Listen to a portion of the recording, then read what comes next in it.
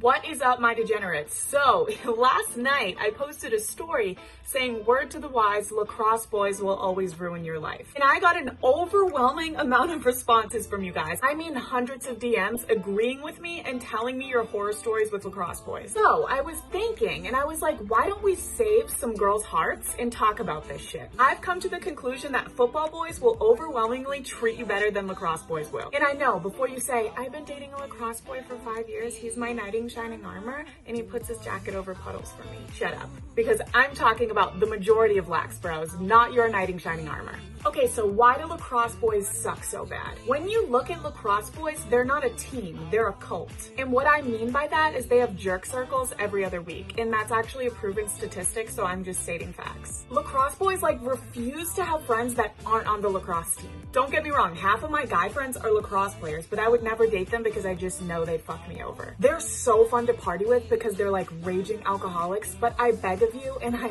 really fucking beg of you, when the party's over, leave. Do not go up to Chad's room with him, because if he doesn't give you an STD, he'll get you pregnant and then flee the country. I've never talked to a lacrosse boy because I've watched my friends repeatedly be fucked over by them. Shout out to you guys, you know exactly who you are. So here's what I'm gonna tell you to go for a football player over a lax bro.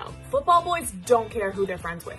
They're boys with the randomest people. I've had class with football players and they're dapping up people in the conservatory, like people in the marching band. Which is the fucking best thing to see, because they don't care who you are. If you're nice to them, they're nice to you. Lax bros correlate their schedules so they all have the same classes together, and they'll sit in the back and just pack fat lips. Football players are gentle giants. They act tough, but all they want to do is cuddle. Lax bros have anger issues and Xanax addictions. Once again, that is a proven statistic by me, myself, so I'm just stating facts. So if I could give my ladies any advice in college, I'm gonna say steer clear from all lacrosse players. Great friends, fun to party with, don't fall in love with them. I've had too many friends crying on my shoulders over these fuckboys. So I don't want to see another one of you pretty, smart, funny girls getting fucked over by a piece of shit. My advice is to go for a football boy. Of course, there are shitty guys in every category, but a football guy will at least give you the courtesy of ending things with you instead of ghosting you for 4 months and then hitting you up at 3 a.m. and saying wanna fuck. You bitches are better than this. If anything, you should fuck over a lacrosse boy before he gets the chance to fuck you over. Break his heart, let him know how it feels.